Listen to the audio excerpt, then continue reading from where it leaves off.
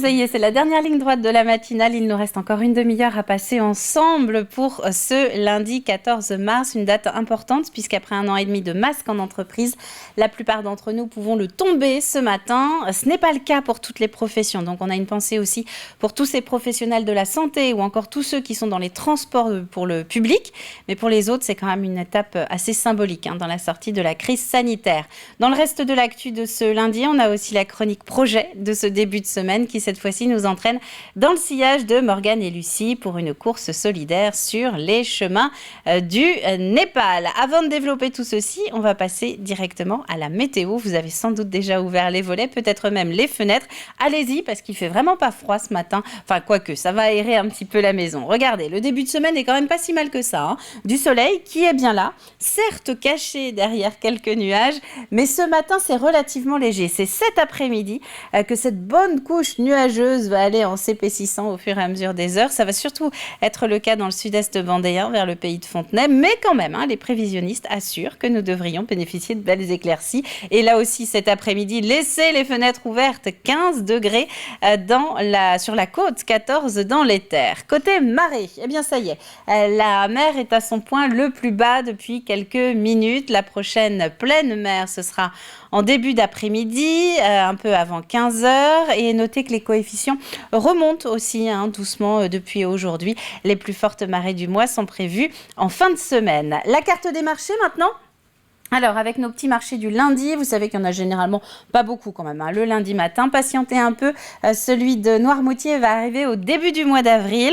D'ici là, les Sables d'Olonne, Jars-sur-Mer et Benay sont les 3 lieux principaux à retenir pour aller à la rencontre de nos producteurs locaux. Et puis, toutes les cartes sont à disposition sur tvvendée.fr. La sainte du jour, c'est Mathilde. Bonne fête Mathilde. Et puis, pour la petite anecdote, eh bien, Flash McQueen aujourd'hui est un heureux adolescent qui a 16 ans. Eh oui, déjà, le temps passe vite. Le soleil se couche à 19h04, ce qui nous permet de gagner encore 4 bonnes minutes de soleil. Et maintenant, on passe au journal.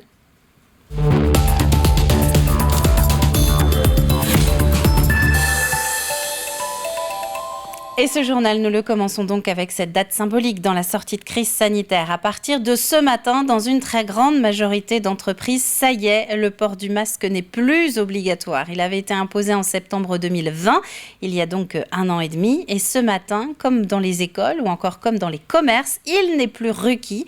À noter cependant qu'il reste obligatoire dans les transports ainsi que tous les établissements de santé, EHPAD compris, et que toute personne qui préfère le garder le peut évidemment. Et puisqu'on parle entreprise, eh bien, nous allons repartir dans les coulisses de ce rendez-vous plutôt original qui a été organisé en fin de semaine dernière au sein même du siège et site de production à Kena-Véranda. Innovdia a permis de réunir en un seul et même lieu à Dompierre-sur-Yon grandes entreprises des Pays de la Loire en quête d'innovation et porteurs de nouvelles solutions. Alexandre Debray. Ce 10 mars, les professionnels du bâtiment avaient rendez-vous à La Roche-sur-Yon pour Innovdia. Le principe, parler des innovations de ce secteur en pleine réflexion, notamment en raison du prix des matières premières. L'innovation pour les entreprises, c'est essentiel parce que c'est les nouveaux services ou les nouveaux produits de demain. Donc ça, c'est l'importance de cette journée. Et d'ailleurs, on a une trentaine d'entreprises qui sont dans ce showroom auquel on va rendre visite avec des chefs d'entreprise de notre territoire. Cette journée propose en effet des speed meetings pour faire découvrir à de grandes industries des startups aux solutions innovantes. Pour ces jeunes entreprises, c'est une aubaine afin de faire découvrir leurs services. Moi, je suis une entreprise naissante d'1 an, mais je démarre commercialement au 1er janvier 2022, après 2 ans de recherche et développement. Donc c'est aujourd'hui qu'il faut que je fasse connaître ma solution. Ce système de rencontre est plus communément appelé B2B. Le business to business, c'est la mise en relation entre un fournisseur et des entreprises. Les startups apportent des solutions aux problèmes des enseignes. Et pour ces grandes industries bien implantées en Pays de Loire, ces rencontres accélérées sont très intéressantes aussi. En fait, on a toujours assez peu de temps puisqu'on a un métier qui était excessivement énergivore. On passe notre temps à travailler les dossiers, à les monter, à les construire. Donc là, dans un seul et même lieu, rencontrer un maximum de structures qui innovent, c'est toujours intéressant.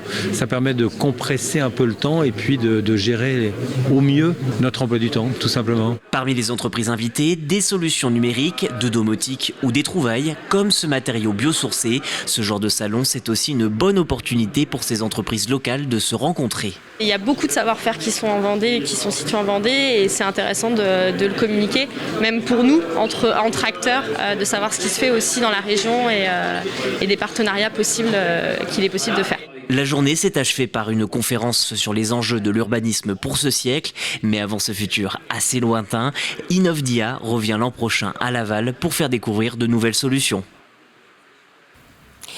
Du nouveau à présent en termes d'assainissement, ça se passe dans le pays de Saint-Gilles. La communauté de communes expérimente depuis le 1er janvier une nouvelle gestion de l'eau avec Veolia, un contrat intercommunal que les premiers concernés qualifient même, vous allez l'entendre, de révolutionnaire. Ce contrat, je dis révolutionnaire parce que c'est la compétence intercommunale et ça regroupe plusieurs communes. Donc en fait, c'est tout un travail d'ensemble avec plusieurs lagunes et aussi tout l'assainissement et tous les réseaux qu'il faut entretenir. Hein. Ça va faire partie du rôle de Veolia qui s'affaire donc d'entretenir ces réseaux et aussi les équipements d'épuration. On est opérateur depuis le 1er janvier de cette année, donc nos équipes sont déjà à pied d'œuvre, mais du coup on a des phases de connexion de nouvelles stations d'épuration, notamment celle du Soleil Levant en septembre, et puis de nouveaux contrats qui arriveront à partir de 2023, notamment sur la commune de Compiègne. Nous en parlions dès le début de ce journal, même si nous en faisons un peu moins état au quotidien. La Covid fait toujours partie en filigrane de notre quotidien. Dans le dernier bulletin de l'ARS, par exemple, qui date de mardi dernier, 72 personnes étaient hospitalisées, dont 8 en réanimation en Vendée. Des chiffres plus rassurants que ceux de début d'année. Et bien, dans ce contexte, à Montaigu-Vendée, une grande soirée de remerciements a justement été organisée en fin de semaine dernière pour saluer l'engagement des centaines d'acteurs, bénévoles ou non, qui ont été mobilisés pendant plus d'un an. On est super content que les bénévoles, les professionnels de santé aient répondu à notre invitation de fêter finalement une année d'existence ensemble d'une belle aventure collective pour le centre de vaccination de Terre de Montaigu. L'idée, c'est vraiment de remercier les 500 bénévoles, les 400 professionnels de santé, les agents aussi de la ville et de Terre de Montaigu qui se sont beaucoup investis depuis plus d'un an sur le centre de vaccination. C'est vraiment ça, c'est de leur dire un grand merci et de partager un moment enfin ensemble sympa. À quelques kilomètres de là, du côté de Saint-Philbert-de-Bouenne, c'est aussi le cœur léger qu'on a fini la semaine. Le vignoble Épiard est rentré multimédaillé du Salon de l'Agriculture. Alors, ce n'est pas la première fois, mais vous allez entendre que c'est toujours une vraie satisfaction. Le reportage de Grégoire de Châtillon et Pierre Dalicieux. Donc ça, c'est le muscadet, tu sais, qui a été récompensé à Paris, la médaille de bronze. Donc il a juste été mis en bouteille la semaine dernière.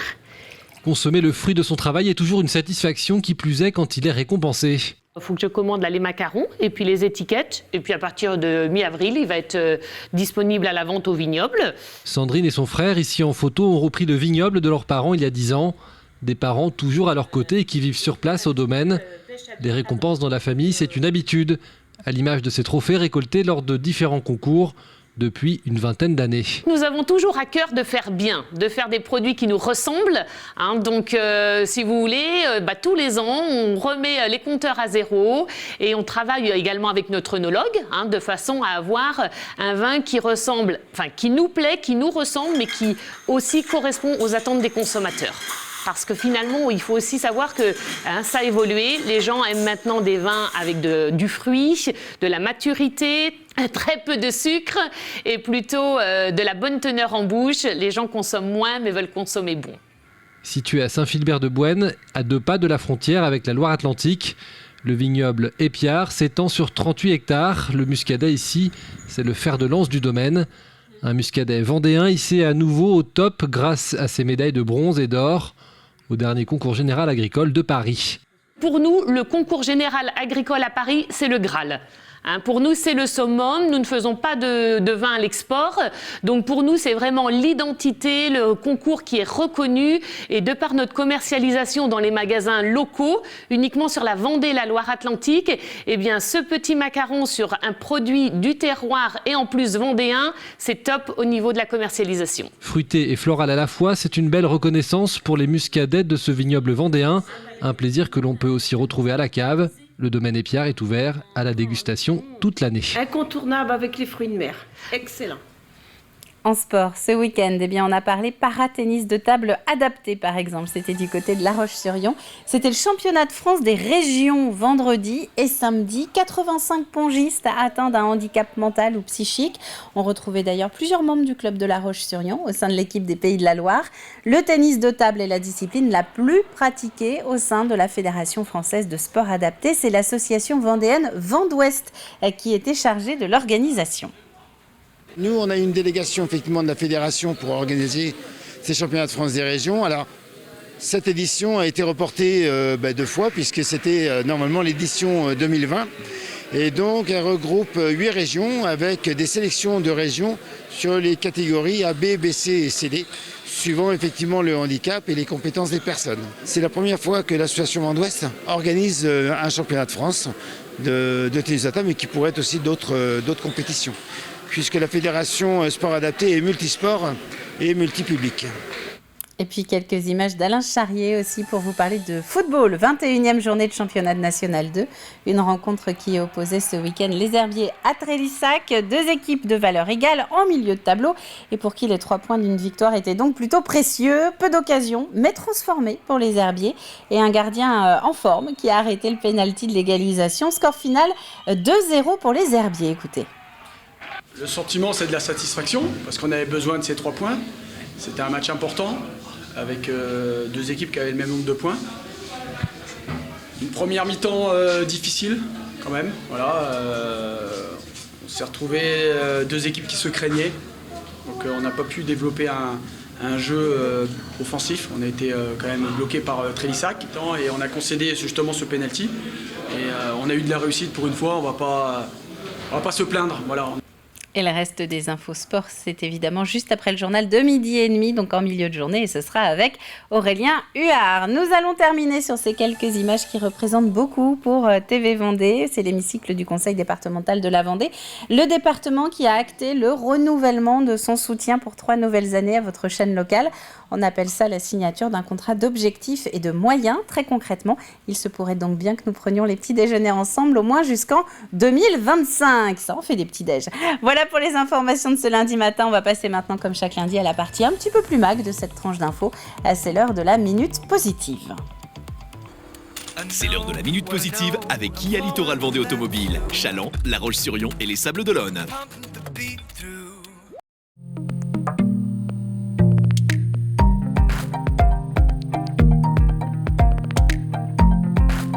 Ça, c'est une amphore de Sauvignon pur, élevage 11 mois en amphore, un vin très minéral. Dans son chef, Frédéric Fagot a remplacé les traditionnels barriques par des amphores. Une technique de vinification qui remonte à l'Antiquité. Donc là, on peut voir qu'il y a un tube intérieur qui permet d'introduire le vin directement dans l'amphore et qu'autour, c'est une bombe aseptique, quoi, quelque part, qui protège l'oxydation, quoi.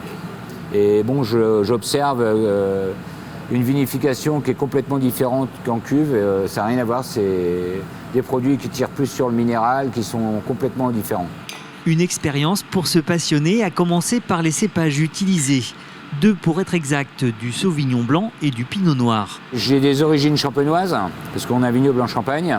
Du coup, j'ai fait des Pinots noirs en blanc, c'est-à-dire un raisin noir pressuré en blanc. Donc comme le champagne, quoi. Des cépages atypiques pour une technique de vinification tout aussi originale. Ces vins resteront entre 8 et 11 mois dans ces amphores en terre cuite et c'est grâce à elles que la magie opère. L'amphore est quelque part assez poreuse, donc il y a toujours des échanges qui se passent dedans.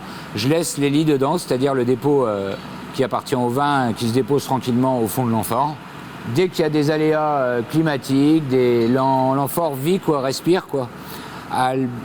Elle arrive à mettre en suspension toutes les lits que j'ai laissées dedans. Le vin est nourri en permanence, ça bouge sans arrêt. Je prends des petites pipettes, comme ça je fais une petite dégustation. Je prends les arômes. Élever du vin en amphore demande une attention quotidienne. Et comme dans les vignes, c'est la météo qui donne la mesure. Il y a des jours j'arrive, les vases d'expansion sont complètement vides. Il y a des jours j'arrive, ils sont pleins. C'est-à-dire qu'on observe un mouvement permanent. Ça donne pas mal d'arômes et on arrive à avoir des vins très très fins et très, très purs, quoi. Comme le reste de sa production, le vin issu de ces jarres sera mis en bouteille sur place.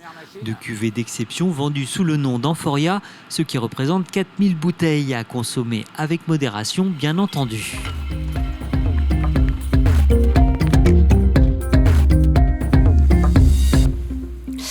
Il est 9h moins le quart déjà, c'est donc l'heure de retrouver votre plus de l'info. On va parler surendettement aujourd'hui, une situation qui est souvent traversée suite à un accident de la vie, bien plus que par négligence d'ailleurs, vous allez l'entendre. Ce qu'il faut retenir cette année en Vendée, eh bien, c'est que le nombre de dossiers est en baisse.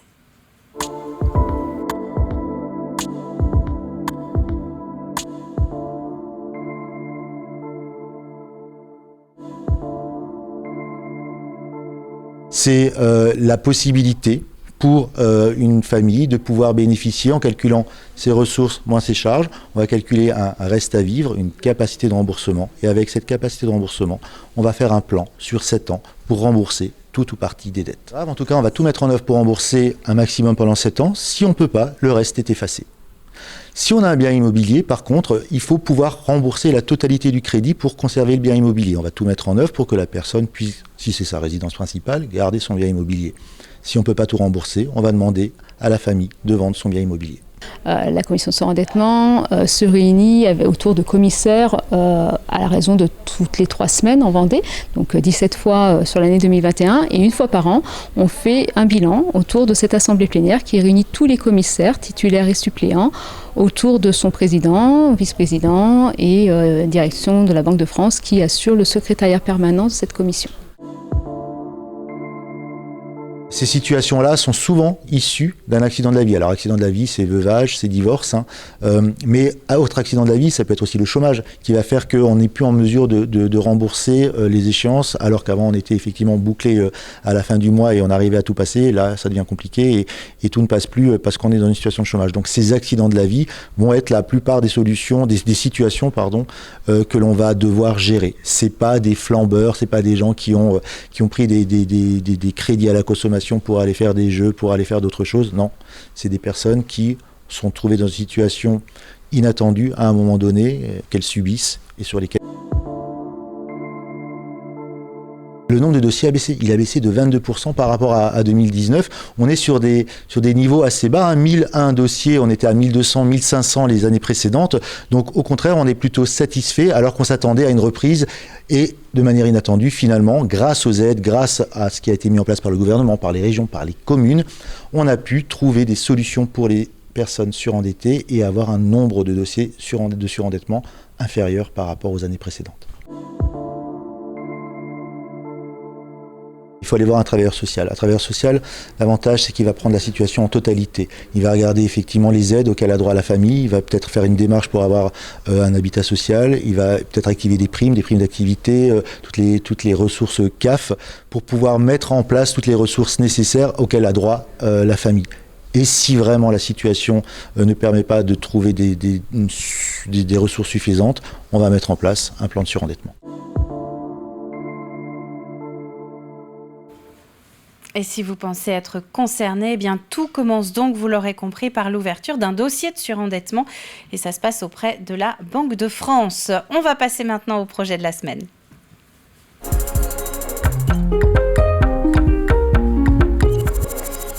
Et c'est un projet vendéen qui va vous faire voyager bien au-delà de nos frontières aujourd'hui. Ça nous arrive ponctuellement d'avoir comme ça des demandes de coups de pouce pour aller aider au bout du monde. Et c'est donc le cas aujourd'hui. Avec Morgane et Lucie, ce sont 2 amies plutôt sportives qui se préparent pour le Népal. Bonjour à tous, donc je suis Morgane Télé, ici Roja. Nous allons vous présenter notre projet, la Sénégambelle au Népal, qui se déroulera en octobre 2022.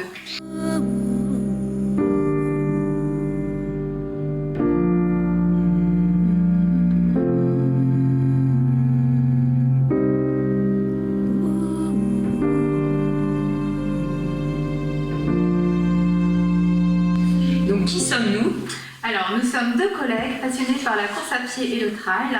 Nous avons eu envie de donner une autre dimension à nos courses et mettre à profit notre énergie dans des actions solidaires. C'est pour cela, lors d'une de nos sessions l'année dernière, nous avons décidé de créer notre association Graines de Zèle, une association qui a pour objectif de mener des projets sportifs et solidaires dans différents pays. Et la première action serait la gazelle au Népal. Alors la Sénégazelle, c'est quoi ? Alors c'est une organisation qui a pour objectif d'aider les enfants en leur faisant parvenir des fournitures scolaires. Comment se déroule la Sénégazelle ? Tout simplement, en fait, c'est un défi sportif qui se réalise sur 6 jours, sur lequel on parcourt à peu près une dizaine de kilomètres par jour pour atteindre une école dans des lieux beaucoup plus reculés et leur distribuer ces fournitures. Et le point fort de ce projet, c'est qu'il n'y a pas d'intermédiaire entre le donateur, nous, et le receveur, les enfants en Népal, puisque nous allons directement donner les fournitures que nous avons récoltées en main propre aux enfants en Népal. Et c'est ce qui nous a plu dans ce projet.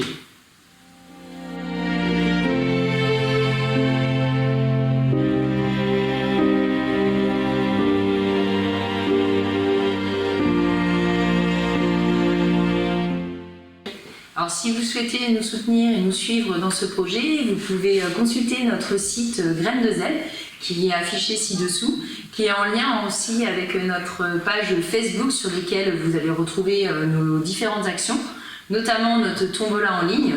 Et vous pouvez également nous aider par l'intermédiaire de notre plateforme Hello Asso, sur laquelle vous pouvez effectuer différents dons, qui sont des dons qui vous permettent de nous aider au financement tout simplement de ce projet. Alors n'hésitez pas. Merci pour eux. Merci pour eux.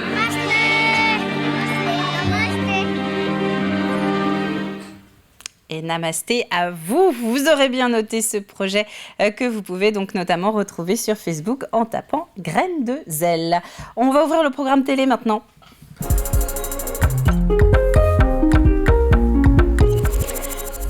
Après l'atelier de Papy Charles qui fabriquait des crayons en bois et qui vous a peut-être donné des sueurs froides la semaine dernière pour trouver la réponse à notre question du jeu de la matinale, on va partir cette fois-ci dans le nord-ouest vendéen à la découverte d'instruments anciens grâce à Thierry Bertrand. C'est la nouvelle belle rencontre de la semaine de Grégoire de Châtillon pour les passionnés. C'est une des cornemuses, il y en a plus de 70 modèles partout en Europe. Elle était jouée plutôt dans la partie du nord de la Vendée, nord-ouest. C'est les anciens instruments pour faire les balles de noces, par exemple, quoi. Donc c'était des ménétriers souvent de métier et qui étaient payés pour animer un bal de noces ou un banquet, voilà.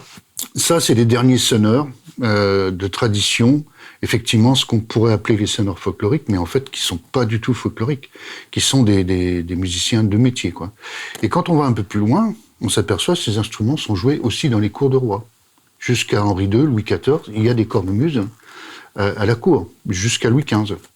La cornemuse, qui est laveuse, elle tombe finalement à un moment donné dans l'oubli. Elle est ressuscitée grâce un peu à vous. Et aujourd'hui, elle a une place tout à fait honorable. Elle vit, elle se joue, elle se pratique. Au lendemain des guerres 14-18, cet instrument disparaît complètement. Et déjà, à cette époque, c'est l'accordéon qui a pris le relais. Donc cet instrument disparaît complètement, petit à petit, timidement. Vraiment, il y a quelques sonneurs qui en jouent, mais dans les années 50, ils sont moins d'une dizaine, quoi. Et aujourd'hui, par rapport à ce que j'ai fabriqué, on doit être aux alentours de 700 ou 800 sonneurs de bruit. Ce qui est assez considérable, à l'étranger, ouais. Il y a plus de sonneurs aujourd'hui qu'il y en a eu à l'époque, en fait.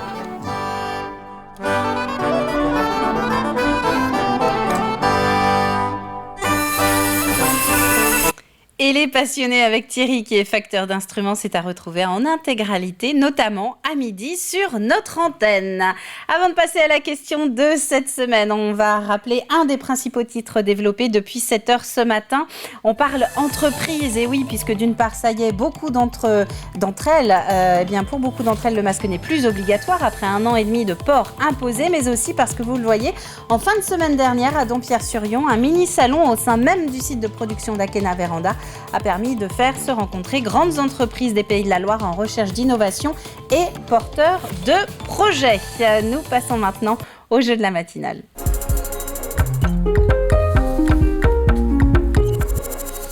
Juste le temps de me rendre compte que je n'avais plus la question de la semaine. Alors cette question, elle est très simple. Regardez les images et dites-nous comment s'appelle cet événement vicomtais.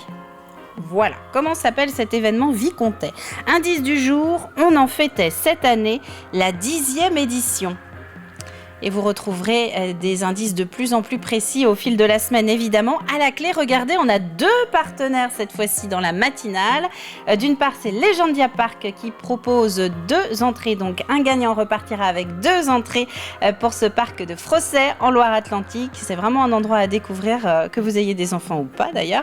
Et puis, on a le VCB aussi, le Vendée Challant Basket, qui propose de repartir à nouveau avec des places pour ces matchs de National 1 masculine. Là encore, l'occasion de découvrir du match de top niveau. C'est la fin de cette matinale de lundi. On va se retrouver demain dès 7h en direct, évidemment, avec le sourire, je l'espère, pour un nouveau démarrage de journée ensemble. D'ici là, très bonne journée à vous tous. Profitez de cette belle journée et à demain.